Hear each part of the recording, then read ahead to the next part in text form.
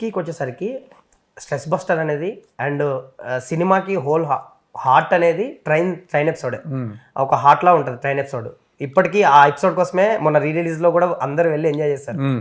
So ఆ train episode మీరు design చేసినప్పుడు కానీ ఆ క్యారెక్టర్స్ అనుకున్నప్పుడు కానీ ఆడియన్స్ ఇంత ఎంజాయ్ చేస్తారు ఎక్స్ట్రీమ్గా ఇన్ని ఇయర్స్ అని. ఫ్రాంక్గా ఏంటంటే ఇదంతా ఊహించలేము ఎవరు కూడా, ఇన్ని ఇయర్స్ ఉండిపోద్ది అనేది ఎవరో ఊహించిన విషయం అది.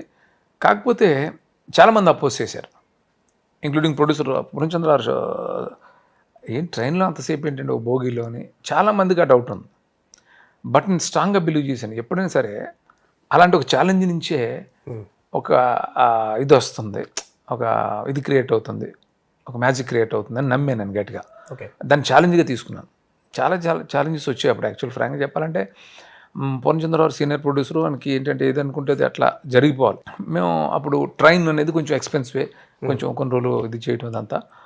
అప్పుడు ట్రైన్ ఇచ్చినప్పుడు ఫస్ట్ డే కాచిగూడ స్టేషన్లో ట్రైన్ ఎపిసోడ్ సంబంధించి నేను ఎవరో ఈ ఒక అమ్మాయి ఉంటుంది కదా అందులో చనిపోతుంది ఫ్రెండ్ అమ్మాయి, వేరే అమ్మాయితో షూట్ చేసాం ఒక రోజంతా. మాస్టర్ షాట్లన్నీ తీసేసాం కాంబినేషన్. తీసిన తర్వాత నెక్స్ట్ డే అమ్మాయి రాలా.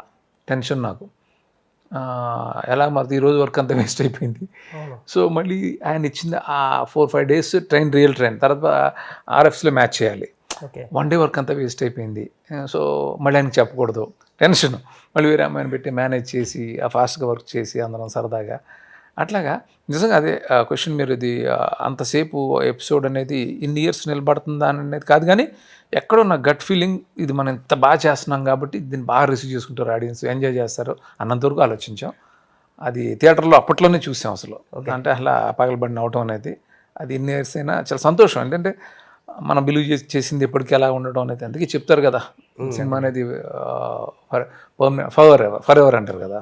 అందుకే ఇన్నేళ్ళైనా మళ్ళీ రిలీజ్ చూసి మరీ ఎంజాయ్ చేస్తారు. Release shock actually.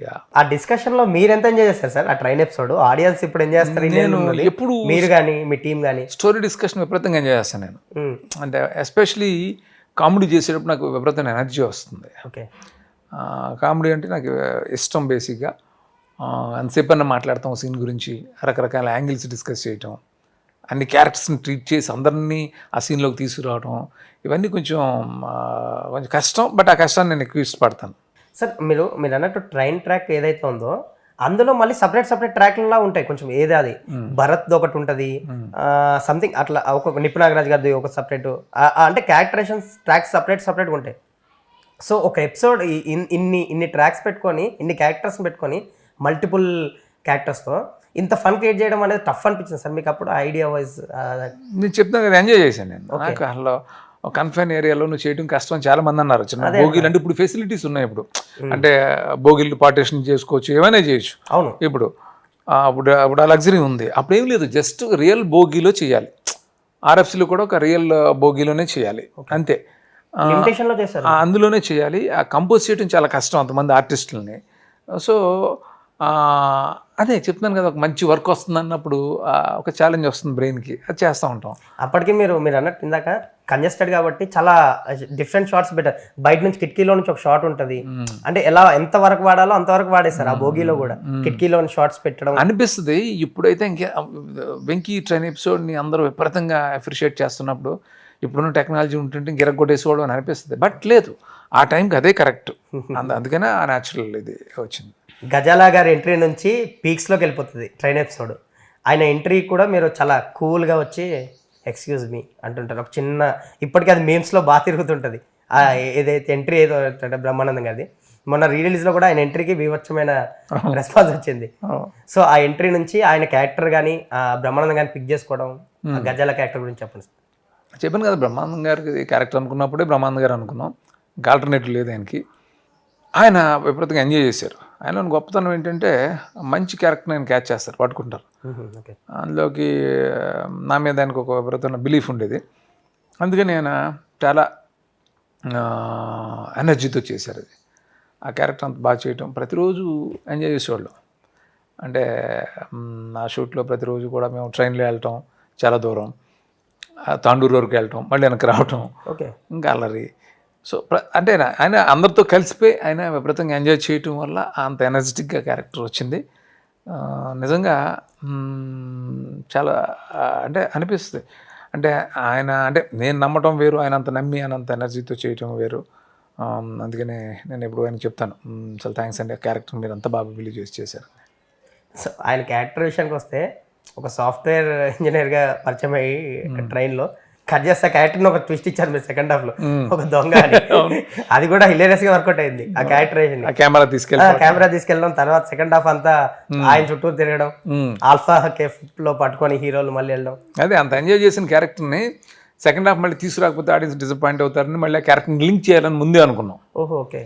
సో అలా లింక్ చేయాలని అనుకుని దాన్ని మళ్ళీ కథలో తీసుకొచ్చి కెమెరా తీసుకెళ్ళిపోయాడు, కెమెరా కోసం మళ్ళీ అతను పట్టుకోవడం అట్లా. ఓకే. అండ్ ఏవిఎస్ గారి క్యారెక్టర్ గురించి, బొక్క గారు ఆయన లేరు కానీ ఇప్పుడు ఒక సఫారీ అంటే తెలంగాణలో చాలా మంది అప్పట్లో కొంచెం పెద్దవాళ్ళు సఫారీ వేసుకొని ప్రయాణాలు చేసేవారు ఎక్కువ, ట్రైన్ లో కానీ బస్ జర్నీలో కానీ. ఆ సఫారీ వేసుకోవడం, ఆయన కరెక్ట్ గా ఆ డాన్స్ మూమెంట్లు కానీ మంచి హిలేరియస్ ఆయన క్యారెక్టర్. తెలంగాణ కాదు, నేను చెప్పాను కదా నీకు, యాక్చువల్గా మేము లాంగ్ బ్యాక్ నేను చెన్నైకి వెళ్ళే రోజుల్లోనే ఎక్కువ సఫారీలు వేసుకుని ట్రైన్లో కూర్చుని ఇంకా రిజర్వేషన్ కదా ఒక అథారిటీ అనమాట వాళ్ళకి, అది హుందాగా అలా ఉండేవారు. అప్పటి నుంచి ఆ సఫారీ డ్రెస్ మీద కూడా వచ్చిన కోపం మొదలైంది. అలాగా ఆ సఫారీస్ చేసాం. ఏవిఎస్ గారు కూడా చాలా బాగా చేశారు, ఎక్సలెంట్ ఆయన టైమింగ్ పాపం గ్రేట్. ఆ డ్యాన్స్ దాంట్లో ఆయన మళ్ళీ అయిపోయింది అనుకుని మళ్ళీ స్టార్ట్ అవటం అవన్నీ చేయటం చాలా చాలా బాగా చేశారు ఏవిఎస్ గారు, ఫెంటాస్టిక్. నిప్పు నాగరాజ్ గారి క్యారెక్టర్ మీరు అన్నారు ఇందాక, కొన్నిసార్లు రిజర్వేషన్ లేకుండా నేను కూడా ట్రావెల్ చేశాను అలా సంథింగ్ అని. సో ఆ క్యారెక్టర్ని ఎలా డిజైన్ చేస్తారు సార్ వేణుమాధవ్ గారి క్యారెక్టర్? వేణుమాధవ్ క్యారెక్టర్స్ ఒక టిపికల్ టీసీ ఉండాలి, వాడు ఒక ఇదిగా ఫీల్ అవుతుంటాడు, దాన్ని ఒక హైలో ఉంటాడు. అలాంటి ఒక టీసీ కావాలనుకున్నప్పుడు వేణుమాధవ్ అంటే మోసపోతాడు, నమ్ముతాడు. సో వీళ్ళతో పాటు మందు కొడతాడు, కొంచెం ఆ అల్లరంతా కూడా తను బాగుంటాడు అనుకున్నాం. బ్రిలియంట్గా చేశాడు అసలు. బికాజ్ ఆఫ్ వేణుమాధవ్ ఆ తబలా వచ్చింది. అవునంట కదా సార్, ట్రైన్లో తెచ్చి యాక్చువల్గా తబలా సీన్ యాక్చువల్ ముందు లేదు, తబలా అనేది లేదు. ఓకే. అది రోజు ఇక్కడి నుంచి తాండూరు వెళ్తున్నప్పుడు బోర్ కొట్టకుండా తను తబలా తీసుకొచ్చి తను అందరిని ఎంటర్టైన్ చేస్తుండేవాడు. నాకు ఆ షూటింగ్లో పక్కన వేరే షార్ట్స్ చేసినప్పుడు కొంచెం అయితే అల్లరి కింద డిస్టర్బెన్స్ ఫీల్ అయ్యండి, బట్ ఎంజాయ్ చేసేవాడిని. ఏదో బాగా చేస్తున్నాడు ఆయన చేస్తున్నాడు అన్నప్పుడు నాకు ఒకరోజు ఐడియా వచ్చి అసలు దీన్ని ఇన్కార్పొరేట్ చేసి సీన్ చేస్తానని రవితేజ్ చెప్పాను. ఓకే.